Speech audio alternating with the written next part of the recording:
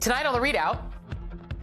It was a home. It was not just for the LGBTQIA plus. It was for everybody. You know, we're a welcoming community, you know.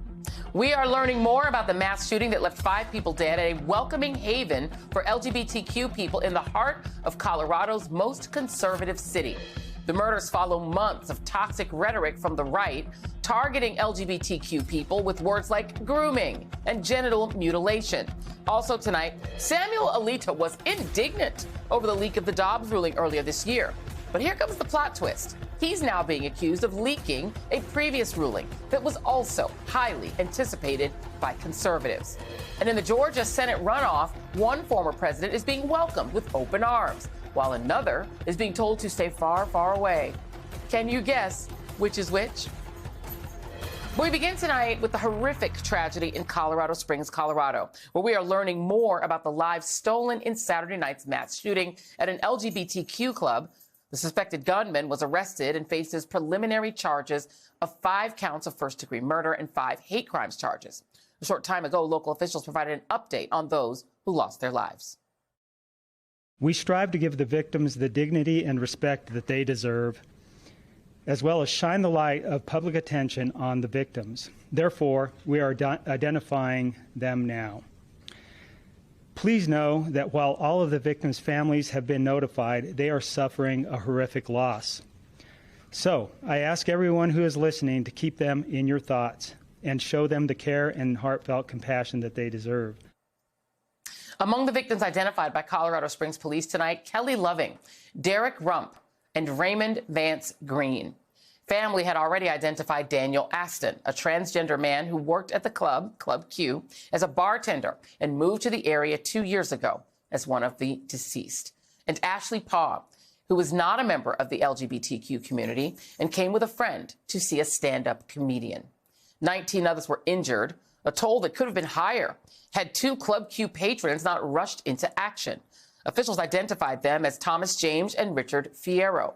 Fierro, a military veteran who was at the club with his wife and children, told the New York Times he rushed the gunman and pulled him to the floor and jumped on top of him. Fierro then grabbed the pistol the gunman had with him alongside the rifle that he'd used in the massacre and hit him in the head until he was subdued. He and a second patron, presumably James, held the suspect until police arrived. Fierro told the Times he went into combat mode, adding that during the ensuing fight, he yelled for other patrons to help him. A man grabbed the rifle and moved it away to safety, and a drag dancer stomped on the gunman with her high heels. The suspect, identified by authorities as Anderson Lee Aldrich, remains in custody at a local hospital. He's being held without bond. Formal charges have not been filed yet. Saturday's violence has devastated Colorado Springs' small but vibrant LGBTQ community, an attack on a loving and inclusive space in an intensely conservative city that's home to several military installations and a longtime mecca for evangelical Christians.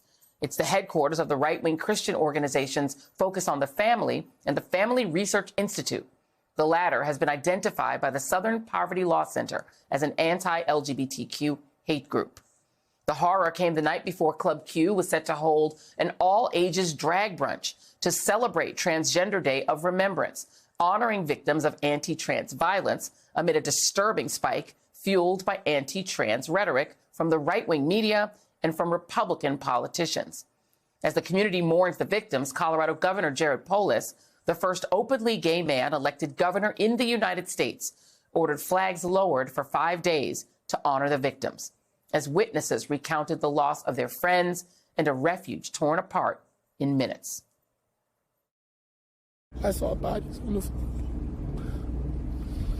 Blood, shattered glass, broken cups.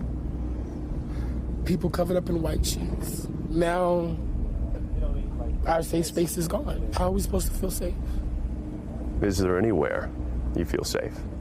I don't know anymore. This is a hard city to live in already, so waking up to something this in your face is just a reminder of the hate that we live with in this city every day and the love that we need to fight it with.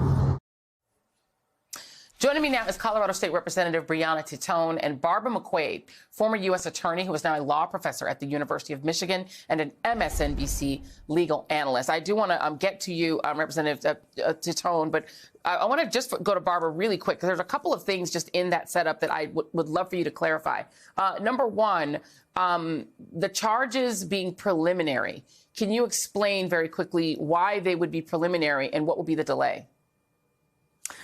Frequently, when there's a reactive case like this, the police want to just get some basic charges so that the person can be held and proceed to court without delay. They certainly don't want to release him, and there has to be a pending charge to be able to hold somebody in custody. But a prosecutor will want to investigate the case a little bit further to make sure these are the charges that he or she does indeed want to pursue. And so I imagine that at some point, either these identical charges will be formally charged, not preliminarily, but a more a formal charge, or perhaps additional charges may be filed. If they determine, for example, that the gunman was prohibited from possessing weapons because of a prior felony conviction or something like that, there could be additional charges filed as well. So this is just pending further investigation so that they can get their arms around all of the important facts here. And why no mugshot yet, do you think? Well, there has been a push in the government, certainly in the federal government, not to circulate mugshots because of the presumption of innocence that is afforded to everyone who is accused of a crime. I know when we have reprehensible crimes like this, we have an instinct to want the person to be convicted immediately, but every person is entitled to a due process and a fair trial. And so there is a sense that when you publish a mugshot, it could taint a jury pool because oftentimes the person is shown in prison garb or, with bruises and cuts and the like that can make the person look, quote, like a criminal. And so sometimes those are held back, at least for a while, so that the jury pool is not tainted. Well, we know in this case, this man was beaten with his own gun by one of the patrons, a heroic patron that stopped him from killing more people. Let me go to you, State Representative Titone, and I hope that I'm pronouncing your name right. And if I'm not, please correct me. You are yourself a history maker in the state, my growing up state of Colorado. As the first openly trans legislator, you're a third termer representing the great District 27, a place I know very well, Jefferson County and Arvada. And you're going to be the first transgender lawmaker in leadership. So I imagine that this crime feels very personal to you. So I'm just going to let you talk. How are you feeling today? How is the community feeling today? Yeah, well, thanks for having me on and for being able to talk about this. This was a complete shock to so many of us.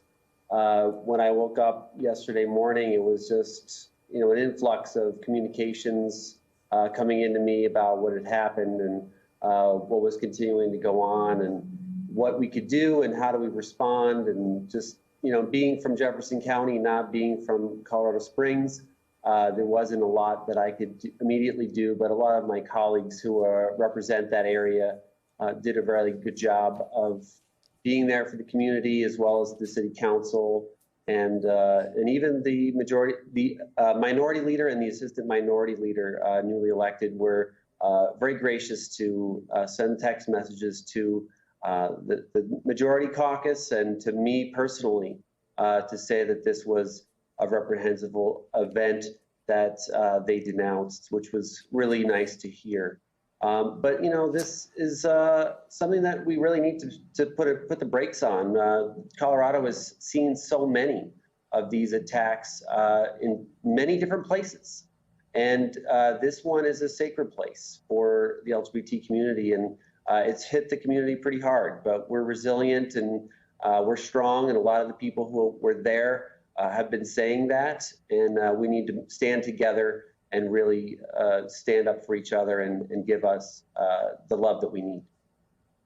I wish that I had been more surprised at what happened. I mean, we've seen just relentless attacks, particularly on trans Americans, including trans children, for politics. People like your fellow Coloradan, Lauren Boebert, who offered her thoughts and prayers today, but she's been one of the people doing it because she also is associated, at least somehow, with this QAnon belief system, which is very focused on LGBTQ, especially T. What do you make of for the trans community, does it feel like this was in a sense inevitable because of the attacks and the way trans people have been targeted by conservative politicians in this country, not just with rhetoric, but with policy? Well, you know, there's a lot we still don't know about what the motivations were of the criminal who did this. But the timing of the event and the location of the event is very telling of a motivation in the way I see it. But yeah, there's been attack after attack after attack in the state houses around the country. There's been dozens and dozens of laws, many of which have been put into effect, and singling out trans people and the LGBT community at large in many cases. And this has just been going on for years, and it's gotten worse and worse. So it's not a surprise to me and to a lot of other people that we're at this point where a violent attack is happening, and it's happening at a place like this, because this has been brewing for a long time.